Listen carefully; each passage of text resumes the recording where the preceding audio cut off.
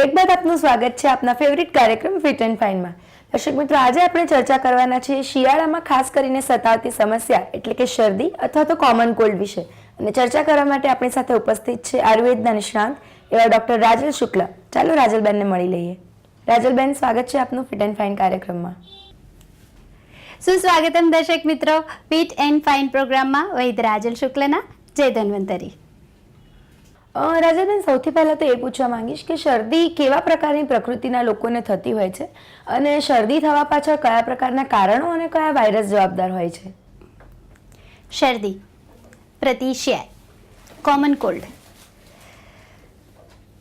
આખી લાઈફની અંદર દરેક વ્યક્તિને, નાના બાળકથી માંડીને વૃદ્ધ સુધીના દરેક વ્યક્તિને શરદીનો અનુભવ તો થાય જ છે, જેમાં શરૂઆતમાં આગળના દિવસે જ્યારે થવાની હોય શરદી એટલે માથું ભારે રહેવું, થોડું તાવ જેવું લાગવું, થાક લાગવો, એવા લક્ષણો સાથે સવારે બીજા દિવસે ઉઠતા તરત નાકમાંથી પાણી પડવું, રાત્રે નાક બંધ થઈ જવું અને એના પછી ગળું બેસી જવું, તાવ આવવો, આ બધા લક્ષણો જે જોવા મળે છે એ આ જે લક્ષણનો જે સમૂહ છે એને આપણે કોમન કોલ્ડ અથવા તો શરદી અને આયુર્વેદની દ્રષ્ટિએ પ્રતિશયાય તરીકે ઓળખી શકીએ છીએ। આયુર્વેદમાં પ્રતિશયાય નામ અભિપ્રેત કરે છે શબ્દ એવી રીતે કે પ્રતિ એટલે કે કોઈ પણ બહારના વિક્ષોભક દ્રવ્ય છે અથવા તો કોઈ વિક્ષોભક કારણ છે, જેમ કે ધૂળ લઈ લઈએ, એ વિક્ષોભક કારણ છે જે નાકમાંથી પાણીનો કે નાકમાંથી કચરાનો શ્રાવ કરે છે। આ જે શબ્દ છે એ વિક્ષોભક પદાર્થને પ્રતિ ઉત્પન્ન થયેલો શ્રાવ, એવી રીતે પ્રતિશ્યાય શબ્દથી શરદીનું વર્ણન કરવામાં આવ્યું છે। અને હા, આયુર્વેદની અંદર એનું એક સુંદર વર્ણન છે, પ્રતિશ્યાય સંજાયતે કાસ, એટલે કે પ્રતિશયની જો ચિકિત્સા કરવામાં ના આવે અથવા તો લાંબો સમય જીર્ણ પ્રતિશય થાય તો એમાંથી કાસ એટલે કે ગળામાં મોઢામાંથી કાંસાના પાત્રને અથડાવ્યા હોય અને જે અવાજ આવે એવો ઉધરસ, એટલે કે કાસ ને ઉધરસ કીધી છે, ઉધરસ થાય છે। પ્રતિશય સંજાયતે કાસ, કાસાત સંજાયતે ક્ષય, એટલે કે જો વધારે સમય સુધી, લાંબા સમય સુધી ઉધરસની પણ દવા કરવામાં ના આવે તો એને ક્ષતક્ષીણના રૂપમાં લેવામાં આવે છે, ક્ષય થાય છે, એ રીતે લેવામાં આવ્યું છે। એટલે આયુર્વેદની અંદર પ્રતિશયાની ચિકિત્સાનું પણ ખૂબ જ મહત્વ છે। આધુનિક ચિકિત્સા શાસ્ત્ર 200 પ્રકારના જે વાયરસ છે એને જવાબદાર ગણે છે શરદી થવા માટે, કોમન કોલ્ડ થવા માટે, અને એમાં પણ 80 થી 100 પ્રકારના વાયરસ એવા છે જે ખરેખર જસ્ટિફાઈ થયા છે કે ભાઈ હા, આ જે વાયરસ છે એના લીધે શરદી થાય છે। શરદી થવાની પાછળ વાયરસ જવાબદાર છે, આધુનિક ચિકિત્સા અભિપ્રેત કરે છે। અને આયુર્વેદિક જે છે એ એવું માને છે કે સર્વે રોગા અપિમંદગ્નૌ સુતરામુદરાણીતુ, એટલે કે દરેક પ્રકારના જે રોગ છે એમાં મુખ્ય કારણ જઠરાગ્નિનું માંદ્ય છે। એટલે આયુર્વેદ છે એ અપક્વ અન્ન, ઋતુચર્યાનું પાલન ન કર્યું હોય એ, અને એના લીધે ઉત્પન્ન થયેલો આમ અને એના લીધે કફદોષની વૃદ્ધિ, એમાં વાયુનું ભળવું, એ બધું સ્વીકારીને ખાસ કરીને એમાં જઠરાગ્નિના માંદ્યને જવાબદાર ગણે છે અને ધૂળ જેવા આવા વિક્ષોભક બાહ્ય પદાર્થોને જવાબદાર ગણે છે, જેને આગંતુક પ્રતિશયાય તરીકે ઓળખવામાં આવ્યું છે। રાજલબેન, આપે જેમ જણાવ્યું એમ શરદી થવા માટે ઘણા બધા કારણો જવાબદાર હોય છે અને એમાંનું જે કારણ છે વાયરસ, તો હાથની સ્વચ્છતા અથવા તો ગંદા હાથ હોવાને લીધે પણ શરદી થતી હોય છે એવું આપે જણાવ્યું, તો તેમાં બીજી કઈ કાળજી લેવી જોઈએ? ખાસ કરીને શરદી છે એ ન થાય અથવા તો થાય છે એના માટે જે જવાબદાર મહત્વનું જે કારણ છે એ છે હાથની અસ્વચ્છતા।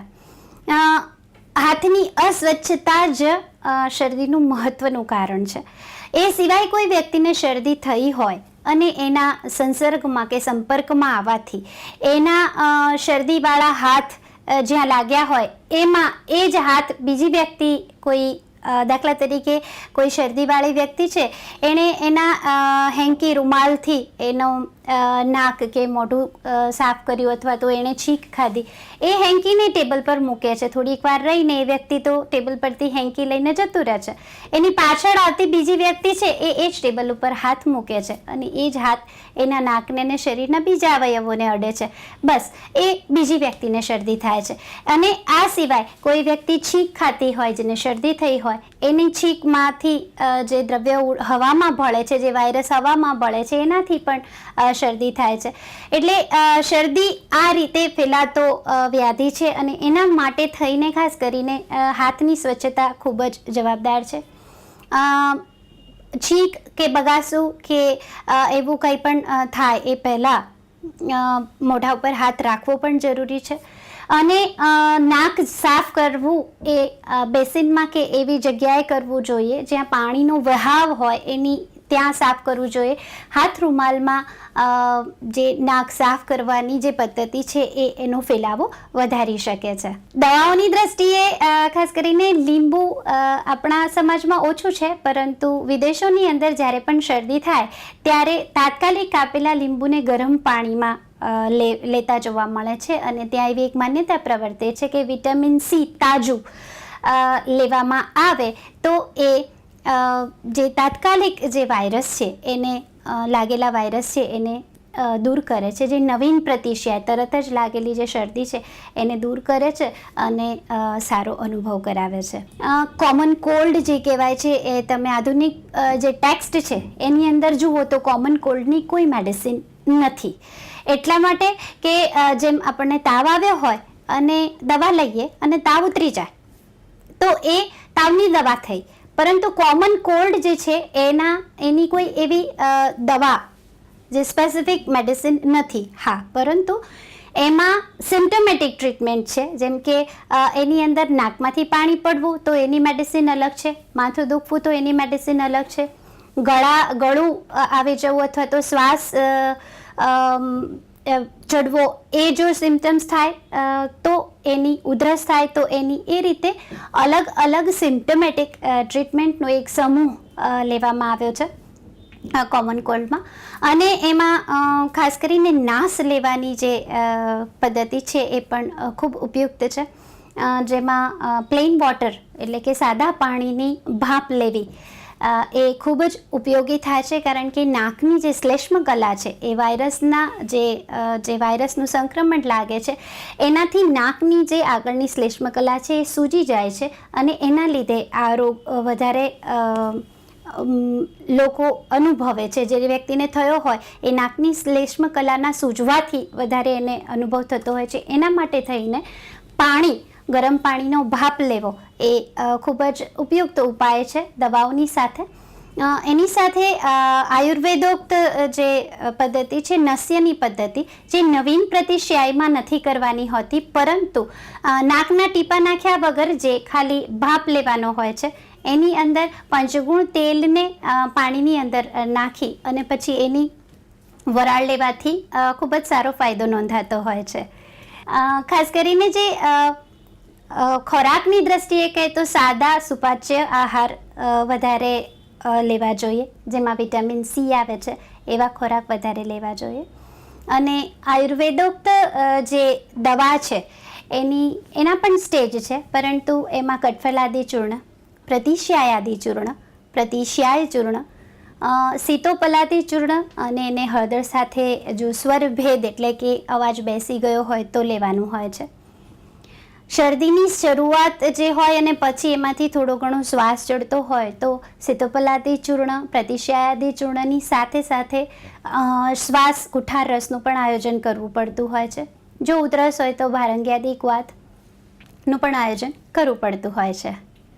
રાજલબેન, આપે જેમ જણાવ્યું તેમ શુગર લેવાથી શરદી ઘણી વખત વકરતી હોય છે, તો એના સિવાયના બીજા કયા એવા આહાર કે કેવા એવા પદાર્થો છે કે જેના લીધે શરદી વધી જાય છે, અને બાળકો માટે ખાસ કરીને શું કાળજી લેવી જોઈએ? બાળકોને પહેલાં તો હાથ અને નખને બહારથી રમીને આવે તો સાફ કરવાની ટેવ પાડવી જોઈએ. સ્વચ્છ હાથે જ મોઢામાં વસ્તુ મૂકે અથવા તો મોઢાના ચહેરાના ભાગને અડે એવી પણ ટેવ નાનપણથી પાડવી જોઈએ.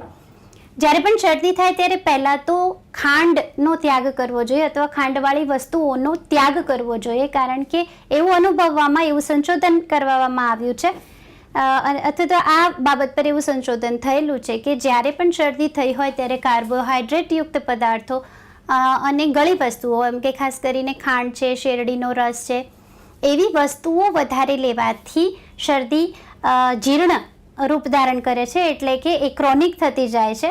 અને બીજું કે એ જલ્દી મટતી નથી અને વારંવાર શરદીનો ચેપ લાગવાથી પણ શરદી મટતી નથી. અને એમાં મુખ્ય કારણ આ જ હોય છે કે અસ્વચ્છ હાથ વારંવાર બીજી વ્યક્તિઓને લાગ્યા કરતા હોય છે. તમારા જ હાથ રૂમાલની અંદર તમે નાક સાફ કર્યું છે, એ જ સાફ કરેલો એ જ હેન્કી તમે બીજા દિવસે અથવા તો સાંજે અથવા તો ફરીથી નાક સાફ કરવા માટે ઉપયોગ કરો છો. એ જ તમારા નીકળેલો બોડીએ કાઢેલો કચરો છે એ તમે ફરીથી એના વાયરસને તમે ફરીથી તમારા શરીરને અડાડો છો. એટલે ખાસ કરીને ટિશ્યુ પેપર જે છે, પેપર નેપકિન જે છે એનો ઉપયોગ એના માટે કરવો જોઈએ નાક સાફ કરવા માટે, જેથી તમે એ કચરા તરીકે એનો પહેલી એક વખત જ નિકાલ કરી અને એનો નિકાલ કરી શકો. નાક સાફ કરી અને ટિશ્યુ પેપરને ડસ્ટબિનમાં ફેંકી શકો. આવું કરી શકો એટલા માટે ફરીથી તમને વારંવાર શરદી ના થાય અને એ શરદી લાંબી થતાં બીજા જે ઉધરસ છે કે ક્ષય છે એવા રોગો પણ ના થાય. રાજલબેન, હવે એ જણાવો કે પ્રાથમિક ઉપચાર તરીકે ઘરગથ્થુ ઉપચારમાં શું લઈ શકાય અને ખાસ કરીને આયુર્વેદિક ઔષધોમાં કયા ઔષધો લઈ શકાય? હા, ખાસ કરીને સીતોપલાદી ચૂર્ણ એમાં બહુ સારું કામ કરે છે. માથાના દુખાવા સાથે જો હોય તો પથ્યાદી ઘનવટી અને પથ્યાદી ક્વાત ખૂબ સારું કામ કરે છે. ભારંગ્યાદી મૂળ, ભારંગ્યાદી ક્વાત, પુષ્કર મૂળ, પુષ્કર મૂળ ચૂર્ણ ને મધ સાથે લેવાથી પણ ખૂબ સારો ફાયદો થાય છે. અરડુસી અને મધ લેવાથી પણ સારું પરિણામ મળે છે. શરદીમાં ઘણા બધા સ્ટેજ છે, એટલે એમાં પણ એવું જ છે. જ્યારે શરદી કફથી થઈ હોય તો ભારંગમૂળ, પીપલી ચૂર્ણ વધારે સારું કામ કરે છે.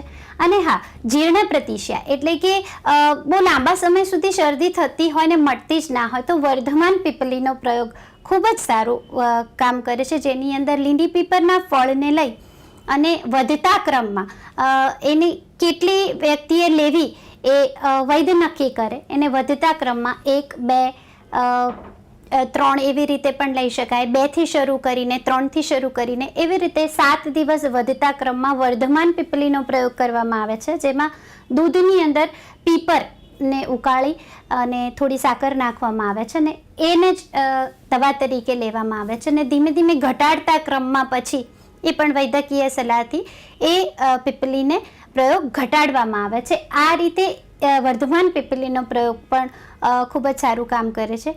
કેટલાક દર્દીઓમાં આરોગ્યવર્ધિની વટી, મહામંજેષ્ઠાદી અને હરિદ્રાખંડ જે એલર્જી થતી હોય અને એની શરદી થતી હોય એમાં પણ ખૂબ જ સારું કામ કરે છે. જી, એકદમ સાચી વાત છે આપની રાજલબેન. દર્શક મિત્રો, આજે રાજલબેન કે જે આયુર્વેદના એક્સપર્ટ છે તેઓએ આપણને શરદી વિશે ઘણી બધી માહિતી આપી અને શરદીના ઉપચારો કેવી રીતે થઈ શકે તે વિશે પણ આયુર્વેદની ઘણી બધી ઉપયોગી માહિતી આપી. રાજલબેન, આપનો ખૂબ ખૂબ આભાર કે આજે આપ અમારા એપિસોડમાં આવ્યા અને આયુર્વેદિકમાં ખાસ કરીને શરદી માટે શું ઉપચારો છે તે જણાવ્યું. Thank you so much. સ્વસ્થ રહો. આભાર.